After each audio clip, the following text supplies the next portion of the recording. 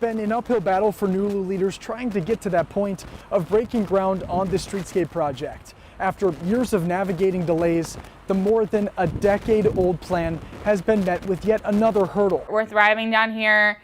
NuLu is safe and fun, and new businesses are popping up every day. A bustling neighborhood with long-stalling improvement plans. We're, I would say, going back to the drawing board to make some minor revisions to NuLu's Streetscape project. If history tells us anything, which they say you're supposed to learn from history, it's not going to happen anytime soon. Talks of the project began as early as '08 with a tentative plan formed in 2010 aimed at wider sidewalks for easier walking ability, a little bit more greenery, some nice benches and stuff so you can really enjoy NuLu, have a spot to hang out. Making NuLu more walkable and safer. Neighborhood businesses call it, in theory, a plan with a ton of upside, except it hasn't yet come to fruition after years of delays. I would be more shocked if it broke ground than if it was delayed again. Just announced Thursday, more delays for the long-stalled project. to avoid some utility conflicts, which would have put us out of budget. Jeff Brown with Louisville Public Works says confusion led crews to nearly build on top of LG&E gas lines. Doing so, Brown says, would have meant ripping up roads on Main Street any time the lines required maintenance. It means planners will now revise the project's design in order to stay within budget. Construction was set to finish in 2024. With this latest hurdle, Brown says any tentative timetable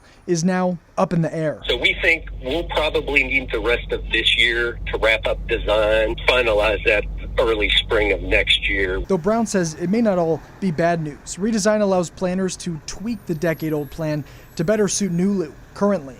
One adjustment Brown said they're looking to make is adding more parking in the area. We'll make for a more robust project. It will keep it under budget, which means we can deliver a reasonable product in a reasonable amount of time. In the meantime, while businesses say they see the project's potential benefit, they won't be holding their breath. That's not at our front doorstep right now, so we're going to worry about the here and now. In Louisville, Connor Steffen, WHAS 11 on your side.